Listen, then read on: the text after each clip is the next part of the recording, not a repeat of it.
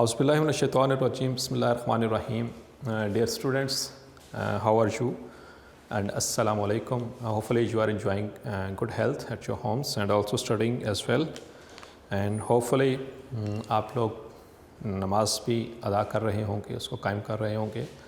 Besides this, वो हमारे लिए सबसे इम्पॉर्टेंट चीज़ है जो कि आप मिस नहीं कर सकते.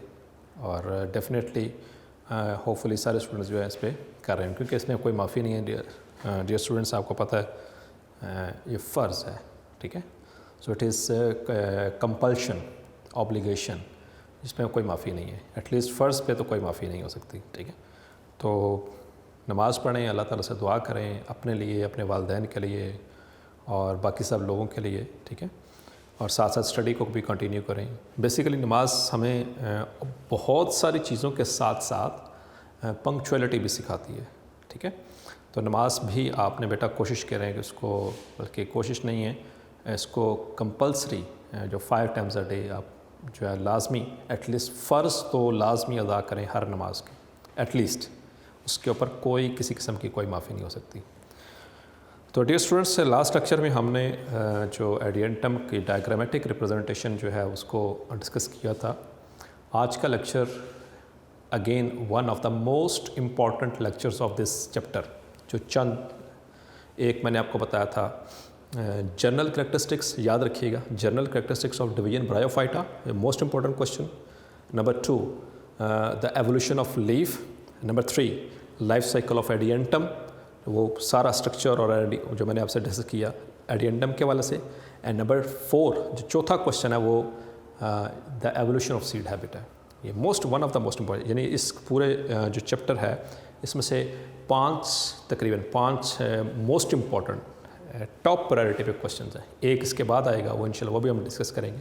इसके बाद हमारे जो हैं वो 2 टॉपिक्स रचेंगे इंशाल्लाह, तो उसको भी कोशिश करेंगे. So today's topic is the evolution of seed habit.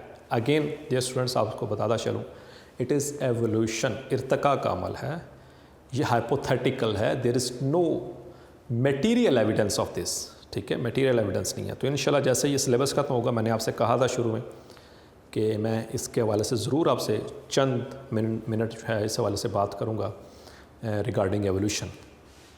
तो चूँकि हमारे सारा सिलेबस से कुछ डिज़ाइन इस तरह से किया गया कि उसमें एवोल्यूशन को प्रायोरिटी पर रखा गया. सो today's topic is the evolution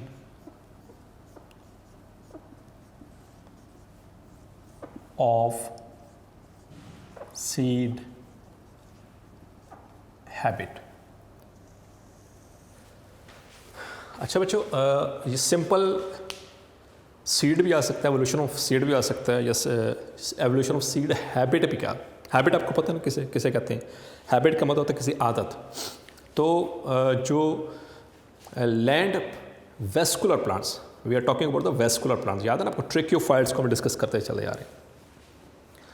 तो लैंड वेस्कुलर प्लांट्स की हम बात कर रहे हैं. उनके अंदर उन्होंने कुछ आदत बना ली टू प्रोड्यूस सीड्स. इससे पहले आपको पता है सॉरी कि अप टू फिलिसिनी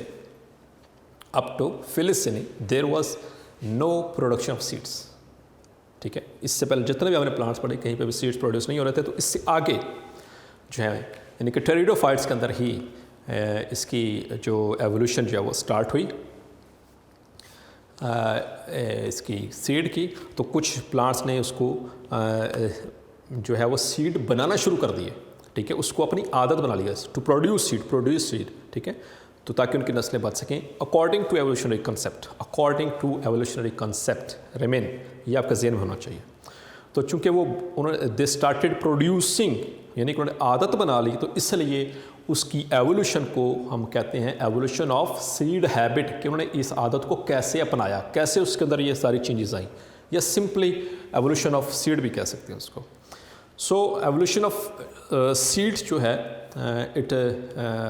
इसमें पहले कुछ चंद बातें. पहली बात तो इसमें एक डेफिनेशन जो हमारी टेक्स्ट बुक में आई हुई है इस हवाले से, इसकी हेडिंग के अंदर, दैट इज़ स्पर्मेटोफाइट्स. ये मैं आपसे पहले भी डिस्कस कर चुका हूँ। व्हाट आर स्पर्मेटोफाइट्स, याद आपको? डेफिनेटली याद होगा। The seed producing plants are called as spermatophytes, जैसे कि एंजियोस्पर्म एंड जिम्नोस्पर्म। ये लास्ट जो दो क्लासेस हैं टेरोप्सिडा की या टेरिडोफाइट्स की, उनके अंदर सीड प्रोड्यूस होती हैं, तो उन सीड प्रोड्यूसिंग प्लांट्स को कहा जाता है the spermatophytes. So the spermatophytes are the plants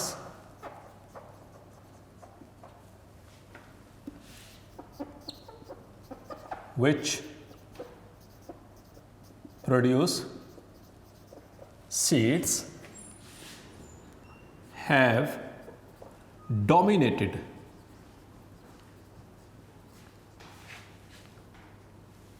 over non-seed producing land. Simple आप लैंड वेस्कुलर भी लिख सकते हैं, सिंपल लैंड प्लांट्स भी लिख सकते हैं, ठीक है। यानी कि जो स्पर्मेटोफाइट्स क्या है? Are the plants which produce seed have dominated, उन्होंने डोमिनेट किया।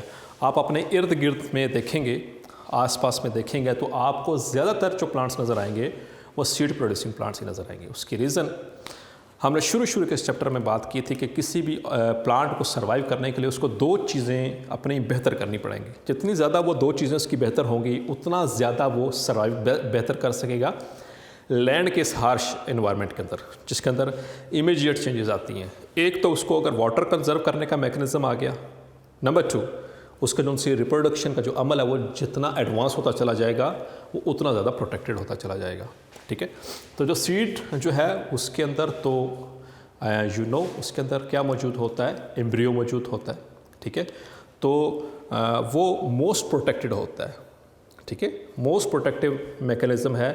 इसी वजह से जो सीड्स होते हैं वो साल भी पड़े रहे तो उनको नुकसान नहीं पहुंचता। आपने सीड डोरमेंसी का नाम सुना होगा, कि जिसमें जब तक उसको कंडीशंस फेवरेबल ना मिले तब वो अपने आप को इनएक्टिव कर लेता है और लेकिन ज़िंदा रहता है। क्लियर हो गया? सो द स्पर्मेटोफाइट्स जो हैं ये आपको हमारे आसपास के अंदर जितने भी प्लांट्स हैं उनमें सबसे ज़्यादा, हम नंबर ऑफ़ प्लांट्स की अगर बात करें तो उसमें स्पर्मेटोफाइट्स हैं, ठीक है। अब इसकी थोड़ी सी अगर हिस्ट्री के हवाले से बात करेंगे,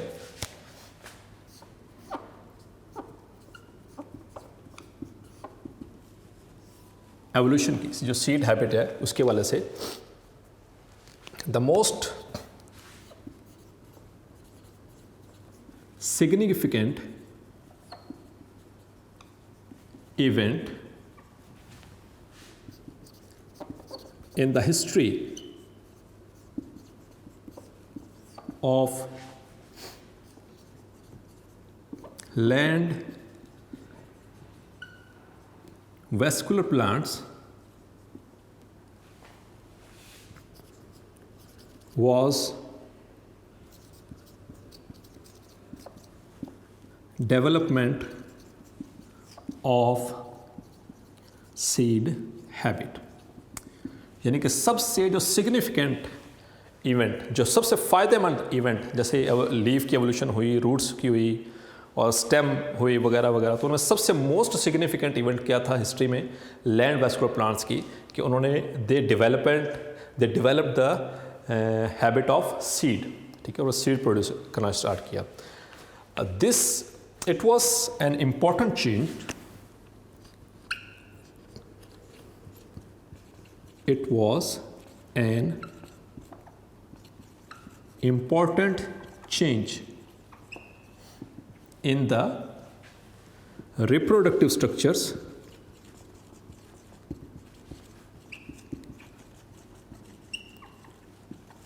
of vascular plants, which appeared approximately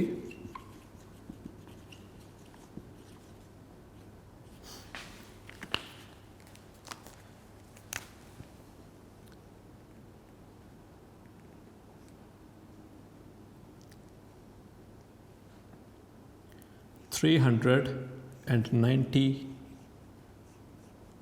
million years ago। ठीक है, यानी कि स्टार्ट कब हुई है, जब ये तकरीबन ये इंपॉर्टेंट चेंज, क्या इंपॉर्टेंट चेंज है इनके अंदर आई, that is in the reproductive structure. कौन सा reproductive structure, that is the seeds.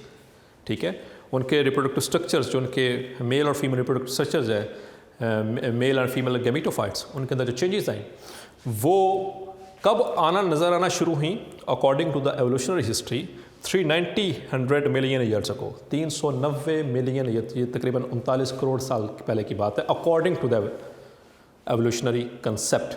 ठीक है, and the first seed,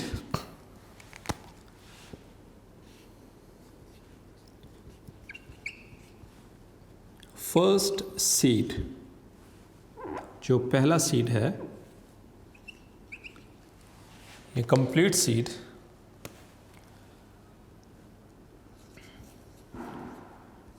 appeared approximately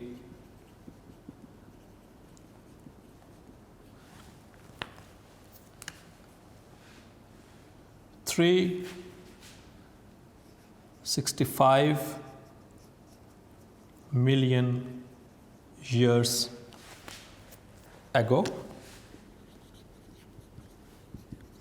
in the late Devonian period,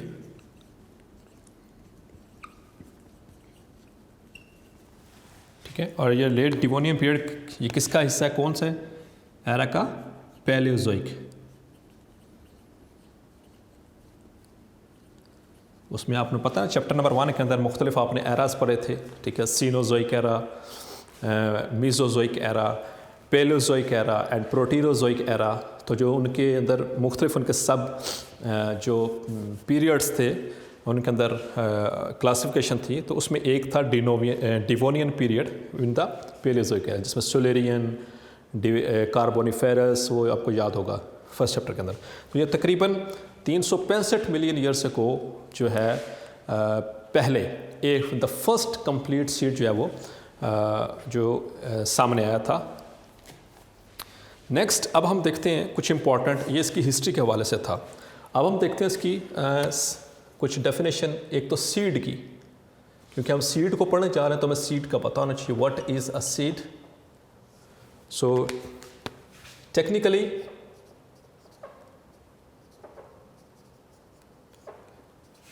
seed is a fertilized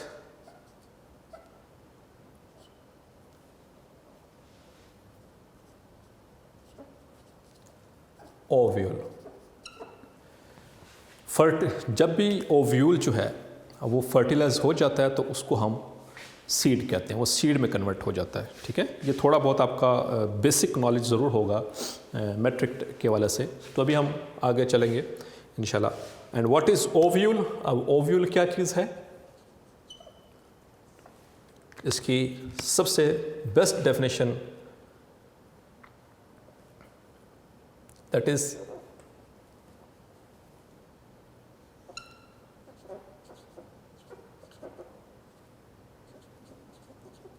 indehiscent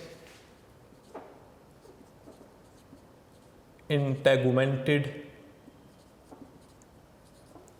megasporangium।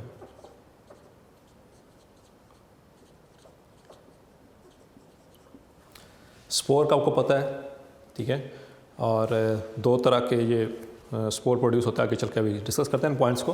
तो megaspore जिसके अंदर बड़े बड़े सेल्स प्रोड्यूस होते हैं, मेगास्पोरेंजियम के ऊपर जब इनडेहिसेंट ना टूटने वाली एक कवरिंग होती है, उसको हम इनके स्टेप्स में डिस्कस करेंगे, उसे कहते हैं integument.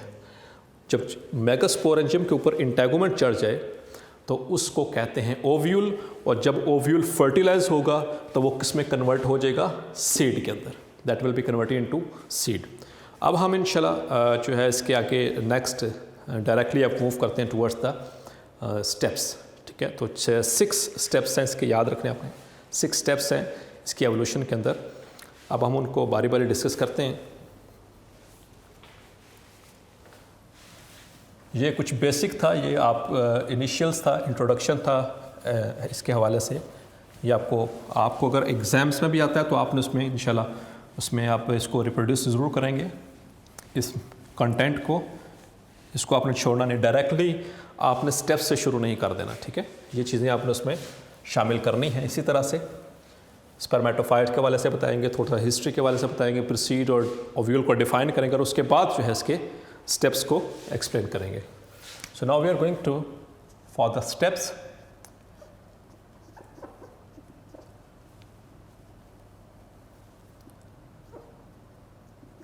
in evolution of seed habit steps। तो कितने स्टेप्स मैंने बताया बेटा? 6 स्टेप्स हैं, 6 स्टेप्स आपने याद रखने, ठीक है। अब वन बाय वन उसको एक्सप्लेन करते हैं। The first step is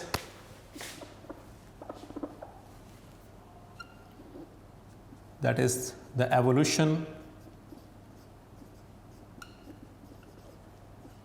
of heterospory.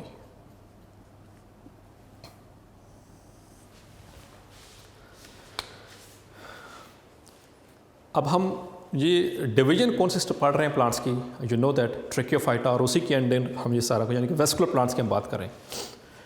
तो जो प्रिमिटिव प्लांट्स थे, जो प्रिमिटिव यानी कि जो पुराने प्लांट्स थे, जो शुरू में जो प्लांट्स थे, अकॉर्डिंग टू एवोल्यूशनरी अरेंजमेंट, जो जनरल सिंपल प्लांट्स थे, उनके अंदर आपको पता एक ही तरह के स्पोर्स प्रोड्यूस होते थे, ठीक है। इन primitive plants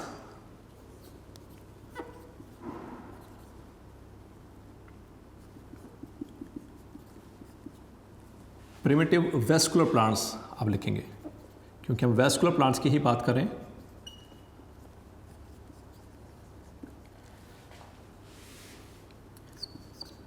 they produced only one kind of spores।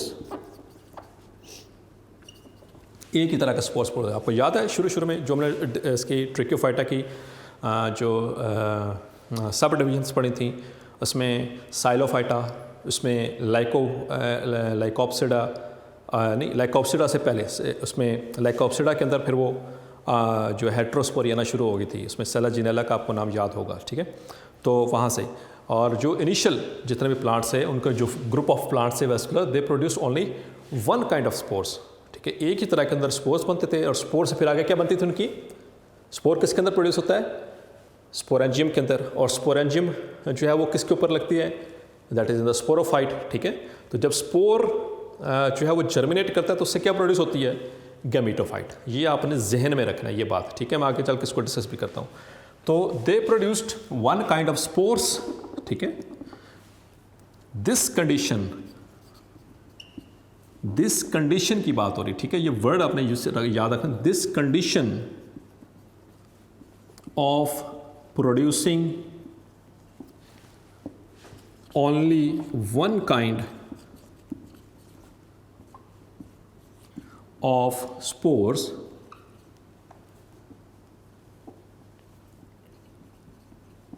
is called homospory। so क्या कहते हैं? This is called as homospory. Condition को कहते हैं होमोस्पोरी, ठीक है। तो ये आपने ध्यान रखना, ये एक डेफिनेशन है, इसमें डिफ्रेंशिएशन भी आता होता है। Differentiate between homospory and heterospory, या होमोस्पोर या हेट्रोस्पोर, इसमें इस तरह से डिफरेंस है ज़्यादा। अब जो इसके बाद आने वाले ये प्रिमिटिव प्लांट्स के बाद आने वाले कुछ ग्रुप्स थे, in some groups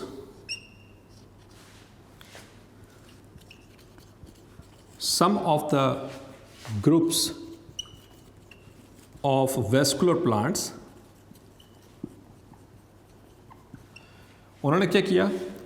They started producing two kind of and two different kind of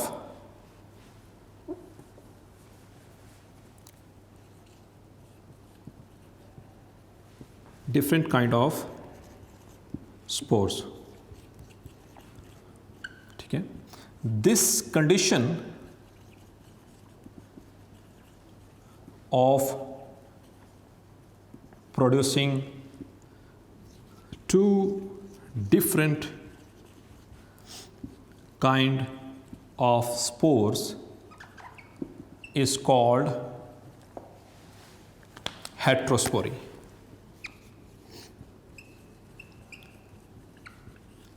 आपको याद है लाइकोप्सिडा के अंदर जो लाइकोपोडियम था वो एक ही तरह के स्पोर प्रोड्यूस करता था, जबकि दो तरह के स्पोर्स कौन प्रोड्यूस करता था, उसमें दो तरह के स्पोरेंजियम प्रोड्यूस होते थे इन द सेलाजिनेला। तो ये वहाँ से ये काम स्टार्ट हुआ। ठीक है, तो सो first step was the evolution of heterospory, दो तरह के स्पोर्स। अब ये दो तरह के स्पोर्स कौन से हैं?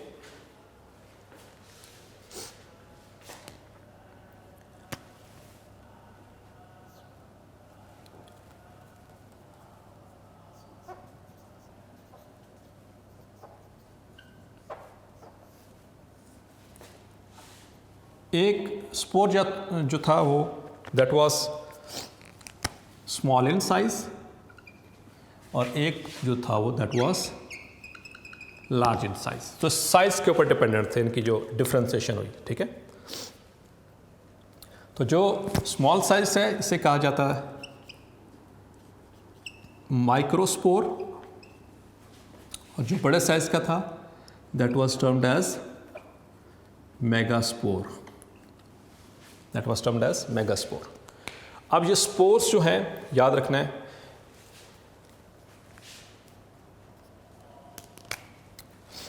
इसके लिए आप इस तरह से देखेंगे जो प्रिमिटिव प्लांट्स हैं उनके अंदर किस तरह से एक ही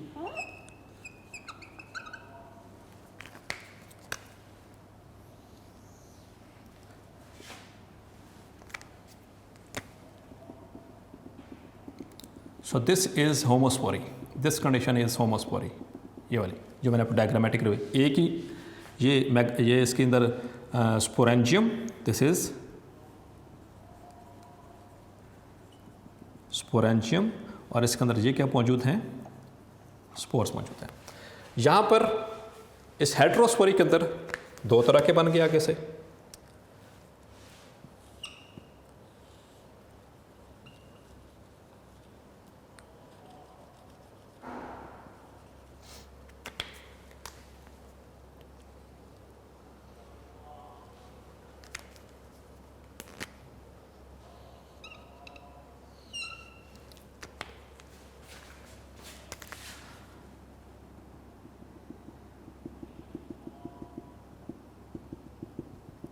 These are the microspores, and these are megaspores. तो स्पोर जितना बड़ा होता जाएगा उसकी तादाद उसकी कम होती चली जाएगी, और जितना वो छोटा होगा उसके अंदर उसका जो नंबर है वो बढ़ता चला जाएगा। ठीक है, क्योंकि स्पेस ज़्यादा ना, स्मॉल साइज होने की वजह से। सो this is microspore which is produced with in this, इसको कहेंगे माइक्रो स्पोरेंजियम, और ये है मेगा स्पोरेंजियम। इसके अंदर ये क्या चीज़ है? दीज आर द मेगास्पोर्स, और इसके अंदर क्या प्रोड्यूस हो रहे हैं? Microspores. So that was the first step. Microspore किसके अंदर प्रोड्यूस हो रहे हैं? माइक्रोस्पोरेंजियम के अंदर। मेगास्पोर किसके अंदर प्रोड्यूस हो रहे हैं? मेगास्पोरेंजियम के अंदर। तो ये डेवलपमेंट हेट्रोस्पोरी, ये जब ये that was the first step in the evolution of seed habit. Now the second step is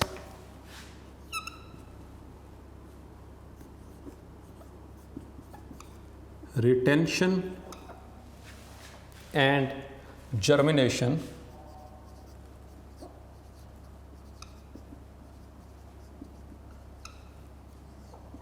of megaspore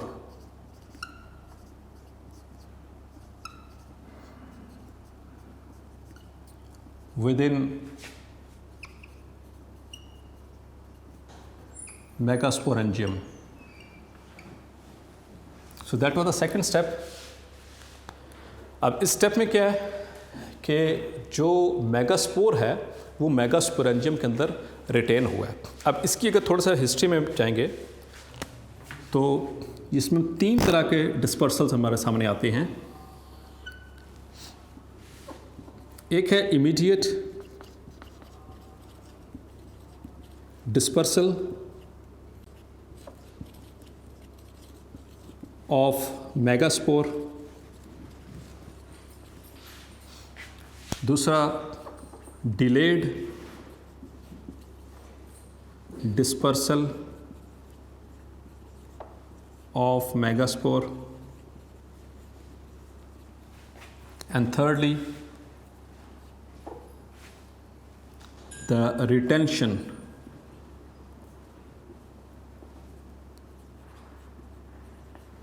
of megaspore. तो ये 3 स्टेप्स में हुआ, एकदम से नहीं हो गया था कि जो ये रिटेंशन स्टार्ट होगी। जो इनिशियली जो प्रिमिटिव प्लांट्स थे, ये the primitive plants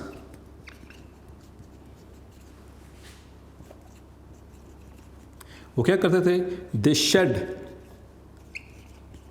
immediately their spores, the megaspores.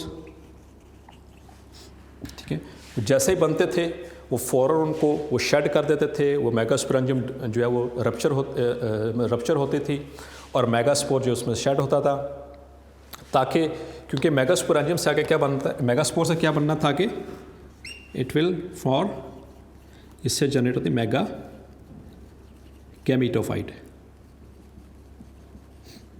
ठीक है, उसके बाद उसके कुछ अरसे के बाद, ये सारा एवोल्यूशनरी कंसेप्ट है, उसके कुछ अरसे के बाद कुछ ग्रुप ऑफ प्लांट्स ने, some group of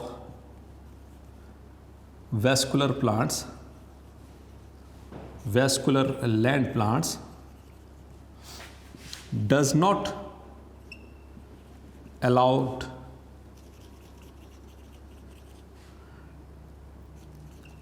the escape of megaspore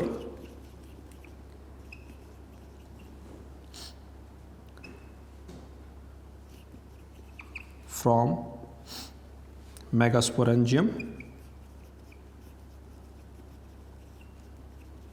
immediately. इससे पहले वाले ग्रुप क्या करता था, वो इमीडिएटली मेगास्पोर को शेड कर देता था। उसके बाद आने वाले कुछ ग्रुप्स में क्या हुआ, लैंड प्लांट्स के, वेस्कुलर लैंड प्लांट्स के उन्होंने वो फौरी तौर पर दे doesn't allowed the escape of megaspore from the megasporangium immediately. अब यानी इमीडिएटली नहीं हुआ तो थोड़ा डिले हो गया। दैट वाज ये वो वाला स्टेप था जैसे कि दैट टुक इन द सेलाचिनेला। ठीक है, और उसके बाद फिर after some time some group of vascular land plants started to retain megaspore permanently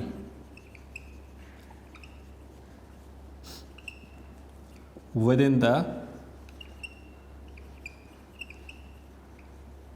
megasporangium। ठीक है, तो इस तरह से ये 3 स्टेप्स में रिटेंशन हुई है। अब रिटेन होने का मकसद क्या है यहाँ पर, एक तो हेट्रोस्पोरी होगी, 2 तरह के स्पोर्स बन गए। सेकंड स्टेप में क्या हुआ था, रिटेंशन, क्योंकि जितनी देर तक वो अपने मेगास्पोरेंजियम के अंदर रिटेन रहेगा इतने अरसे तक उसको ज़्यादा प्रोटेक्शन मिल सकेगी।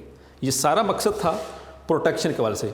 इमीडिएटली गिर गया तो उसको इमीडिएट प्रोटेक्शन नहीं मिल सकती, थोड़ा डिले हो जाएगा तो शायद उसको थोड़ी सी protection. It is only just to offer enough time for the protection of the spore. ठीक है, क्योंकि स्पोर जितनी देर बाद निकलेगा वो उतनी देर तक अंदर ही प्रोटेक्ट रहेगा। मेगास्पोरेंजियम के अंदर जितनी जल्दी देर तक रहेगा, क्योंकि अंदर तो वो प्रोटेक्टेड है, बाहर वो प्रोटेक्ट नहीं हो सकता, उसको मुख्तलिफ़ तरह की उसको कंडीशंस का सामना करना पड़ सकता है, तो उसमें जो कि उसको जर्मिनेशन में जो है वो प्रॉब्लम क्रिएट कर सकती है। ठीक है, तो ये 3 कंडीशंस में, ये 3 स्टेप्स में ये रिटेंशन हुई। तो ये जो फिर ये लेट जो ग्रुप था उसमें क्या हुआ, उसमें उन्होंने इसको परमानेंटली रिटेन करना शुरू कर दिया और वो अंदर ही रहेगा। ठीक है, so that was the second most important step in the evolution of seed habit. अब एक फार्मूला आपने याद रखना है जो कि पहले से भी पता है, लेकिन अब इसको पल्ले बांध लें, ये ऐसा ही होना है, इसको जहन में रखना है दैट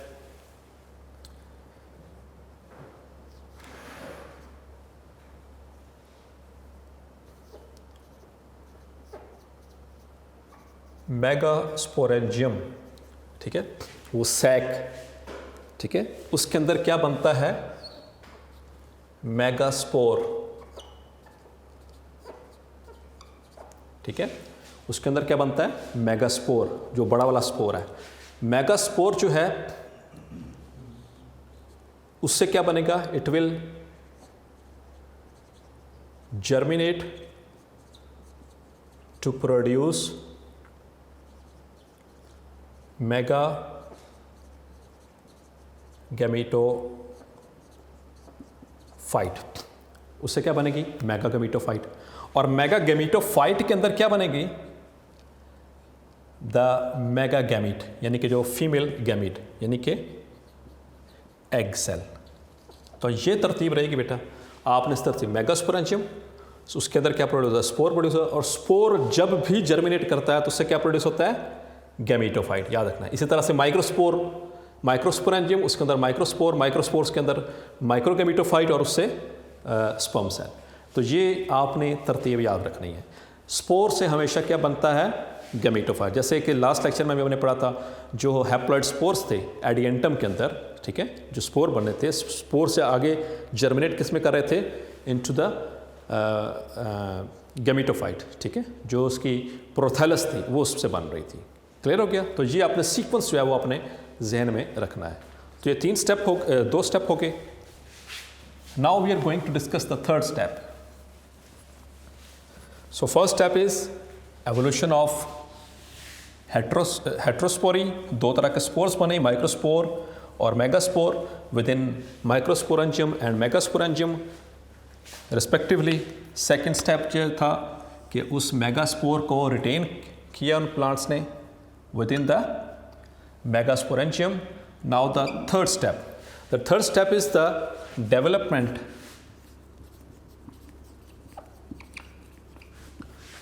of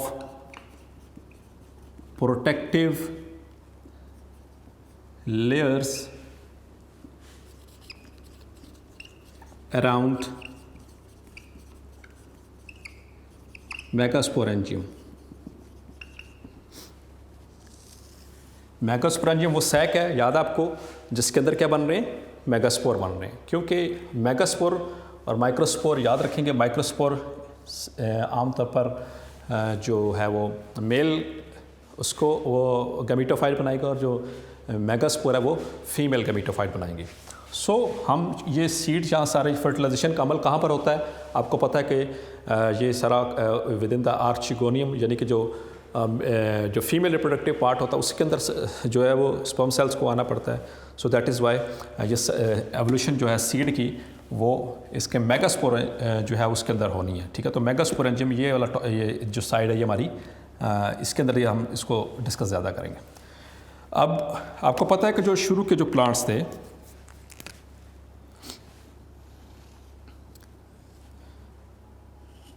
उनकी इस तरह से ब्रांचेस की सरफेस पे क्या बनते थे, मेगास्पोरेंजियम। इस तरह से उनकी यहाँ पर उनकी जो अपर सरफेसेस हैं, सरफेस ब्रांचेस की टिप्स पे, आपने याद होगा शुरू में पढ़ा था हमने, तो वहाँ पर ये क्या बनते थे, मेगास्पोरेंजियम बनते थे। ठीक है, अब मेगास्पोरेंजियम ये जो ये स्पोरोफाइट बॉडी यानी कि स्पोरोफाइट है, तो इसकी ही कुछ ब्रांचेस ने क्या किया, आपस में फ्यूज़ किया। इस तरह से स्पोरोफाइट की ही कुछ ब्रांचेस ने आपस में फ्यूज़ किया और उसके गिर्द एक प्रोटेक्टिव कवरिंग बना दी। इस तरह से,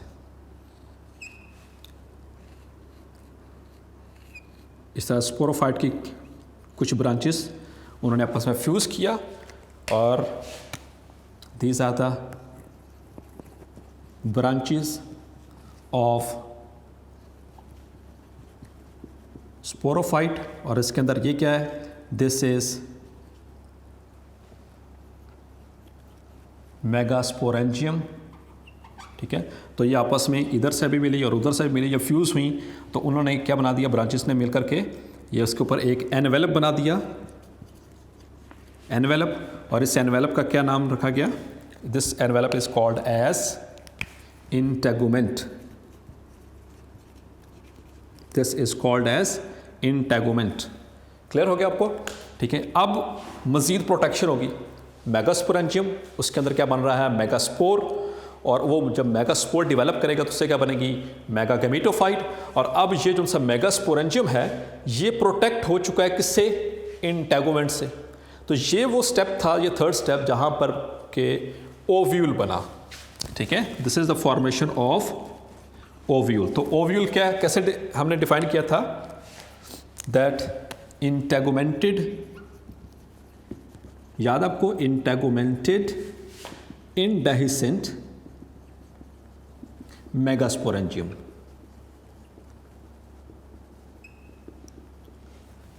इंटेगुमेंटेड का मतलब जिसके ऊपर ये इंटेगुमेंट्स चढ़ चुकी हैं, जो प्रोटेक्टिव लेयर्स जो चढ़ चुकी हैं, किसके ऊपर चढ़ चुकी हैं, मेगास्पोरेंजियम। इंडेhiscent मतलब कि ना टूटने वाली, उसके साथ टाइटली बाउंड है। अब ये एनवेलप आने की वजह से वो मज़ीद मेगास्पोरेंजियम क्या हो चुका है, वो it has been now locked up, वो मज़ीद लॉक हो चुका है। और ये इसको, इससे क्या हुआ, it has accorded more protection to the spore. ठीक है, इससे ज़्यादा प्रोटेक्शन हो चुकी है। क्लियर हो गया आपको? ये था third step. Now the fourth step,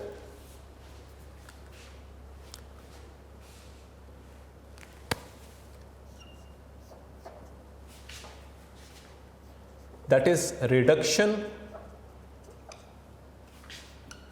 to one functional megaspore per megasporangium.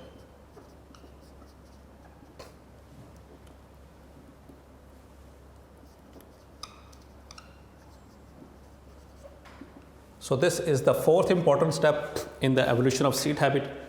Reduction, reduction का मतलब reduce हो जाना, कम हो जाना, to one functional megaspore per megasporangium। एक यानी कि मेगास्पोरेंजियम के अंदर, एक मेगास्पोरेंजियम के अंदर एक ही मेगास्पोर रहेगा। आपको याद हो कि ये मेगास्पोर बनता किससे है, this is, suppose this is megasporangium, ये मेगास्पोरेंजियम है। ठीक है, और उसके अंदर ये क्या है, this is megaspore mother cell.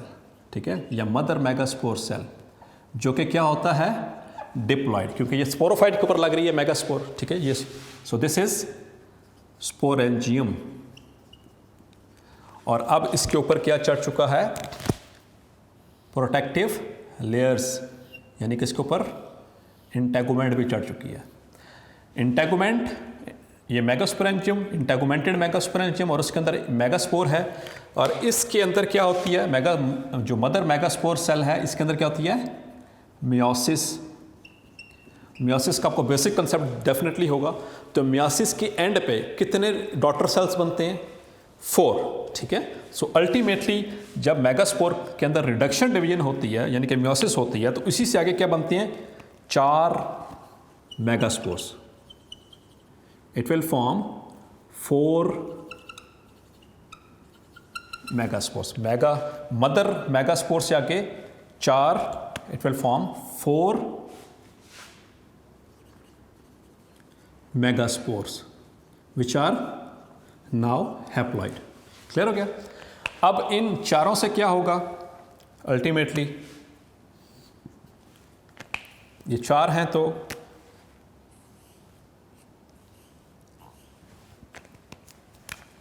Megasporangium, एक ही मेगास्पोरेंजियम के अंदर ये चारों मौजूद हैं। तो ये चारों ने किस में आगे कन्वर्ट होना है?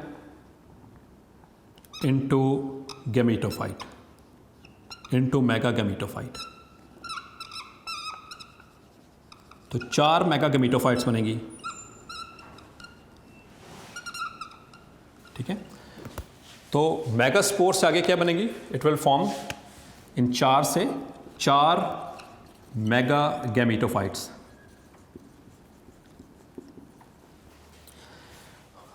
अब रिडक्शन हुई है तो 4 स्पोर बने हैं। तो फिर शुरू में ऐसा ही होता था, 4 वो मेगास्पोर्स बनते थे। फिर एवोल्यूशन जब स्टार्ट हुई तो क्या हुआ कि इन चारों में से एक जो है वो रह जाता था, एक फंक्शनल जो मेगास्पोर है वो रिटेन हो जाता था, वो ये इसके अंदर मेगास्पोरेंजियम के अंदर, और बाकी जो 3 थे, ये जो 3 है, बाकी के 3 दीज आर डीजेनरेटेड, वो डीजेनरेट ख़त्म हो जाते या फिर एबॉर्ड ख़त्म हो जाते, गिर जाते, ठीक है। और उनमें से सिर्फ एक हेल्दी जो है वो रहता है, ठीक है। और एक हेल्दी से आगे क्या बनेगा? आगे उसे जो है वो गैमेटोफाइट से now it will produce the egg cell. Clear हो गया आपको? तो that was the 4th step in the evolution of seed habit. Now we are moving towards the 5th step. अब तक स्ट्रक्चर वाइज देखें तो हमने क्या क्या देख लिया है कि क्या चीज़ बन चुकी है।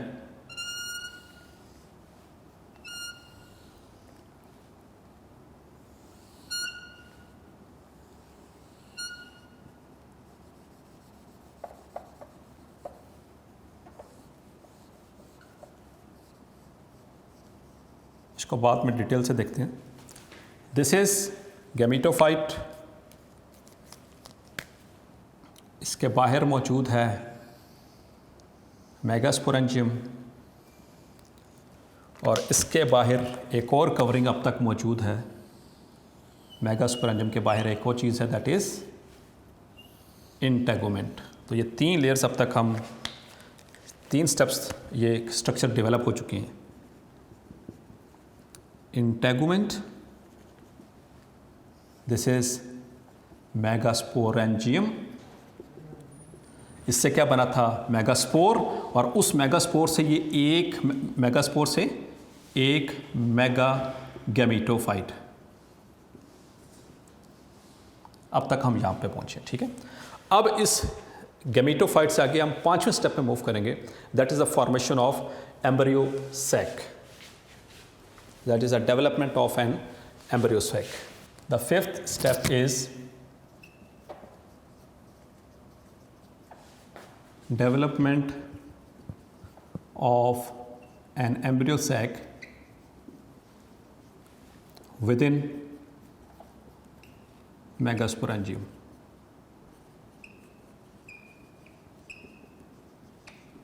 तो सबसे पहले आपको ये एम्ब्रियो सैक, इंपॉर्टेंट डेफिनेशन है, इसके वाले से भी आपको पता होना चाहिए। सो एम्ब्रियो सैक क्या चीज़ है ये देखेंगे हम।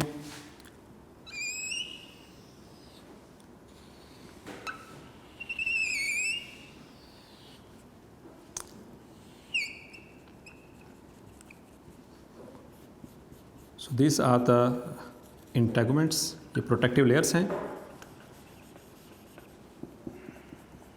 और इन प्रोटेक्टिव लेयर्स के ये किसके ऊपर मौजूद हैं? On the megasporangium.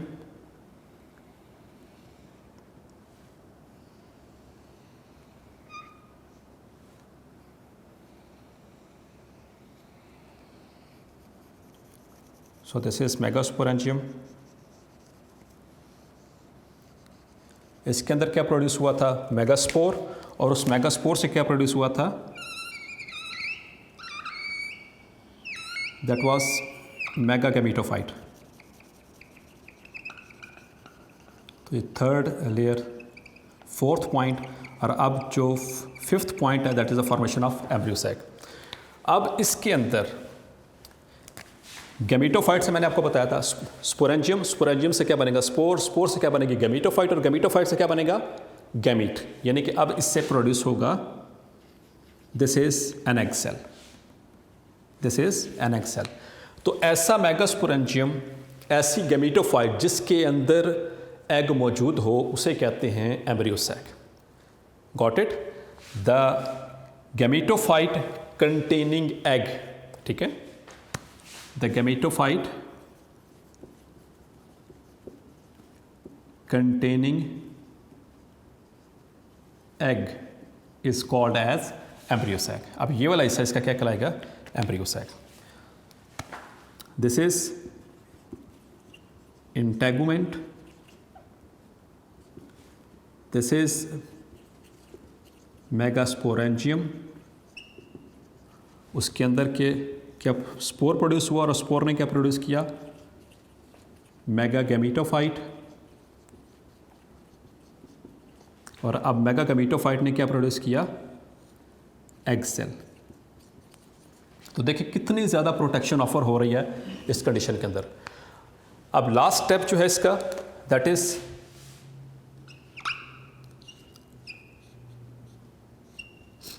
Six step के अंदर, that is the modification of distal end, modification of distal end of megasporangium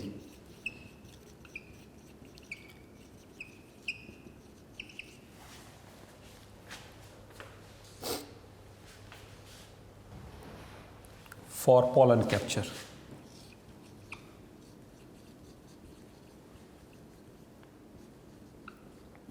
So this is the last step.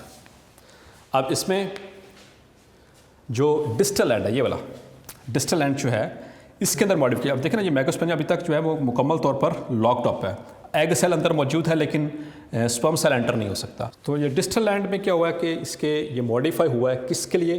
For capturing the pollen grain, ठीक है, पोलन। अब पोलन जो है ये basically ये microspore है, उसमें दिस इज उसका सेल स्ट्रक्चर होता है, आगे डिटेल में भी आएगा।